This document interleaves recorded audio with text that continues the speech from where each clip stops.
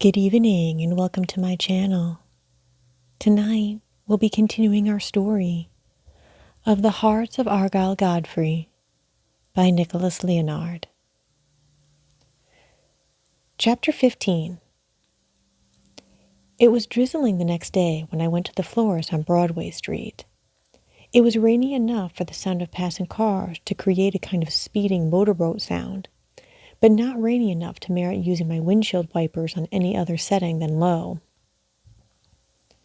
"Oh," Mrs. Little chirped like a startled chickadee when I came in. "Why, if it isn't Mary's gentleman caller." I would have laughed had I not been reserving my merriness for the girl in the greenhouse. So instead I smirked when I came to the counter asking, "Is she here?" "She's out back. She said I should be expecting you. Did you find a nice spot for that rosebay?" A nice spot. I tossed the words around the flower shop, rolling my eyes almost as if I could see those three words bouncing on and off the walls and ceilings. "Yes, I think so." Mrs. Little gave me an approving smile before I tapped the counter and started into the greenhouse where Mary was spritzing some kind of water onto the plants, with the sound of the spray bottle giving the greenhouse the ambience of a rainforest. She turned around upon hearing my footsteps. "Argyle, how are you?" "Good, and you?" "Oh, I'm good," she said before looking up at the atrium of the greenhouse, whose glass panels were freckled with raindrops. "Lousy weather, huh?" "It is." She returned her attention to me. "So, where did you plant the rosebay?" "Inside Pine Grove Cemetery," I said. Her features molded into a kind of gasp, though all that could be heard was the pitter-patter of timid rain. "How am I supposed to find it in there?" she marveled, disappointment and delight mixing in her voice. I shrugged. How wonderful was her wheeze. "Argyle, do you know how long it'll take me to find it?" "That depends on how much you really want to find it." "Will you help me find it?" I shook my head. "No. This has to be done by you, and you alone, Mary Keats." "Well, I can't look for it in this weather." "Let's hope you find it on a sunny day, then," I said. "Are you really serious about this? I mean, what is there for you to tell me that's so serious that it has to wait until I find the rosebay?" I mulled it over before responding. "You'll see." I started taking backward steps. "Argyle," she protested. Continuing my backwards exit, I thought it over before saying, "When you find it, I'll appear." "How?" she begged with some premature amazement. "I just will," I said, and exited the greenhouse, wishing Mrs. Little goodbye before I walked back out into the soft rain. My plan wasn't as mysterious as it sounded, though it had marveled Mary. Newly unemployed, I had nothing better to do but sit inside Pine Grove Cemetery, concealing myself on the sides of mausoleums, on the side of the cobblestone wall, by the turtle pond, sometimes even right there beneath the oak, and most of the time in the vicinity of some hedges. At first, I thought she was a maiden's ghost, the ghost my mansion needed all along, because her gait relayed the cemetery was more like a botanical garden to her than anything. I peeked up from my hedges. She was going in the wrong direction, but even from a distance I could make out her orange hair and the white dress with pink flowers patterned on it. She crossed her hands beneath her lower back, mortality the one to tie her wrists. She was a pretty spectre after all, except she wasn't looking for rosebays, but for a body that her ghost would match. I wanted to shout out to get her attention. I wanted to disappear. I wanted her to leave so she could never find the Nerium and never have to know me. We were in our separate paradoxes. Her very much alive, but pretty as a ghost, and me in desperation for her to find the flower, and for her not to find it. It froze me there in the hedges before coming to my senses, and crouched running across the lawn, comforted by the notion that I could always hide behind a tombstone if need be. I trailed her from a safe distance that day. I watched her find no flowers at the turtle pond, and watched her pass the rustic chapel of the cemetery, which was quite a ways away from the Nerium. I watched her look up and down, at the tree line and around the perimeters of obelisks and statues to find one pink flake of color. but all she passed through was gray and green with the likeness of a lost but contented deer. She started walking back towards one of the gates at 11:30, probably because she had work at noon. Still, I trailed her, and still from a safe distance. She was serious. She actually wanted to find my heart. Miriam, I mean. Would she be back tomorrow? I had coffee with Dr. Tempest then. I took my phone out in the cemetery right then and there, once I was sure enough that Mary was gone. Dr. Tempest answered his phone, and I rather quickly asked if we could reschedule coffee, to which he obliged, adding in, "As long as you're feeling all right." I am, sir. Something came up." His voice sounded gruffer than usual, giving me the impression he had just woken up. "Good news?" "I think so," I said while looking at the open cemetery gates. "All right, Argyle. Keep me updated, son." How unfortunate it was that when I went into St. Anne's for Heartful of Hands that night that Mary was in the sanctuary again, sweeping the fallout vapors of candles. I hope heaven smells exactly like that. The cardboard communion wafers and melted candle wax, a little droopy, warm, and sad.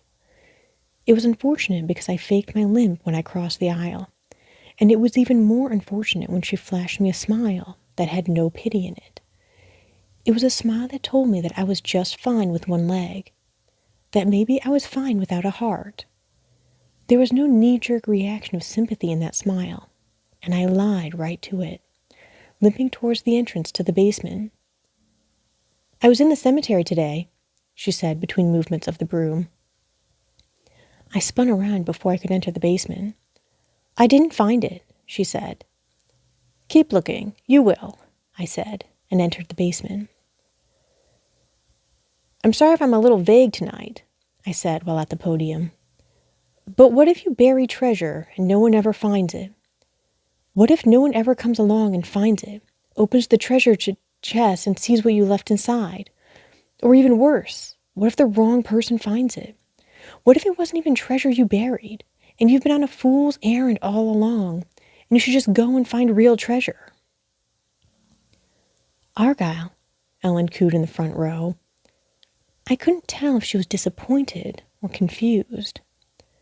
I paused, and I spoke when it felt like my hollow chest was more like the temple of some retired oracle instead of being an abandoned mansion. I started speaking. "I've sent a stranger on a treasure hunt to go and find the thing that I've become. Today they tried so hard to find it, but she's like a graceful deer, and I'm some wolf. I tricked myself to think she looks for me, the sweetest thing I've made myself believe. I think I'm past the point of coming clean, to tell this person what I really am, and still I'll hide and watch her look for me, and hope I'm someone that she never finds."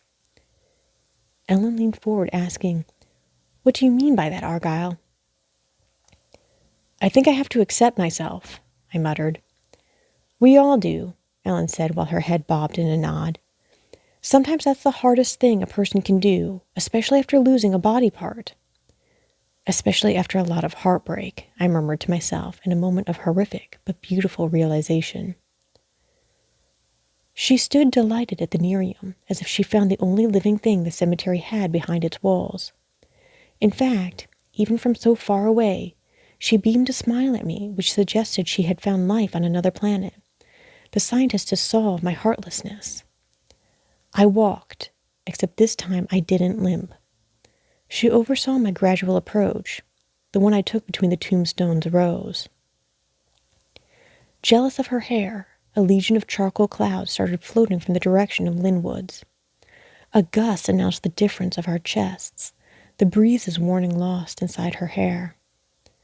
I cut right to the chase, having to talk with urgency because of how another gust hurled into the cemetery.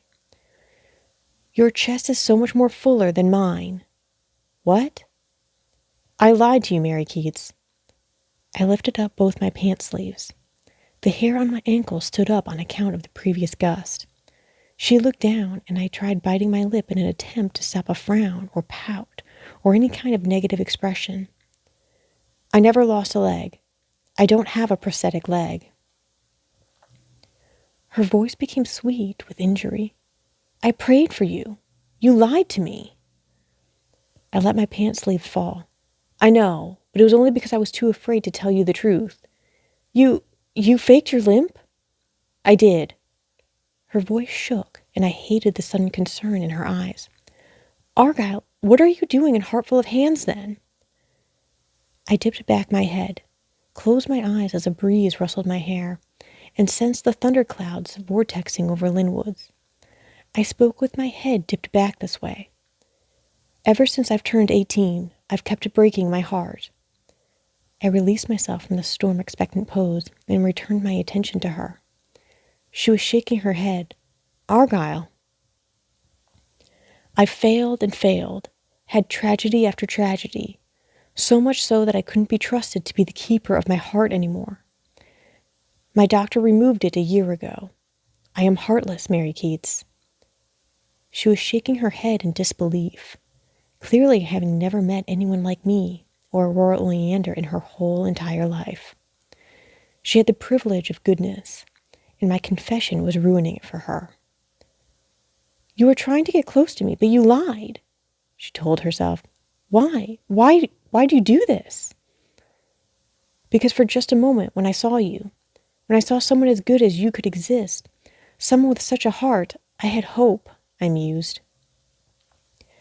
Mary Keats had no way of knowing that the reason for my voice trailing off was because of how I noticed how similar I was becoming to Aurora. I returned my full attention to Mary again, saying, I had to lie to you, Mary Keats. No, you didn't. People don't lie. Good people don't lie. I swallowed, fixing my temper despite how the distant storm clouds egged it on. I continued. I had to lie because I knew if I told you the outlandish truth, then you would avoid me. No, she protested. You didn't have to lie. If you told me the truth, nothing would have changed. I still would have treated you as I always had, like a friend, and I would have trusted you. But I don't know if I can trust you any further. How do I know if... She was slightly hyperventilating. How do I know if you aren't lying still? Before I could snap at her and tell her I wasn't, I spoke through gritted teeth as the cemetery darkened. Drop your head and hear. How hesitant she was. She looked at me as if I was trying to trick her, and I got the impression that she didn't want to listen to my chest for fear of me snatching her and taking her away. I put my shoulders back and let my chest puff out a little bit. Come closer, Mary Keats.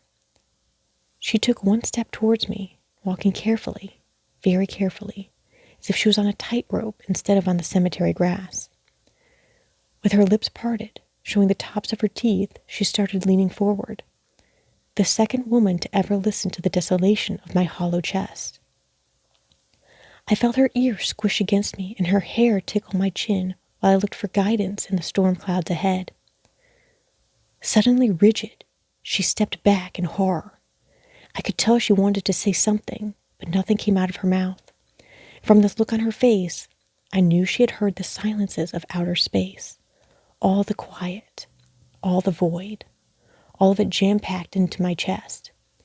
She had heard my no-man's land body long enough, and now she was walking backwards away in horror. I watched her recede into the neat rows of tombstones where her sprint began. She turned around and started running.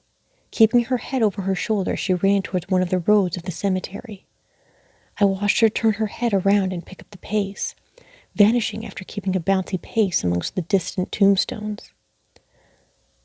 I stood alone beside the Nereum, where nearing thunderclouds disarmed my soul, their thunders curious about the lack of life's percussion underneath my bones. From grave to grave, my eyes replaced the track she took to flee much like a doe. And there I thought the cemetery wall realized the way my ribcage felt. I turned in place and knew why the cemetery felt like my home, because the dead as well had silent chests. Thus ends Chapter 15 of The Hearts of Argyle Godfrey by Nicholas Leonard.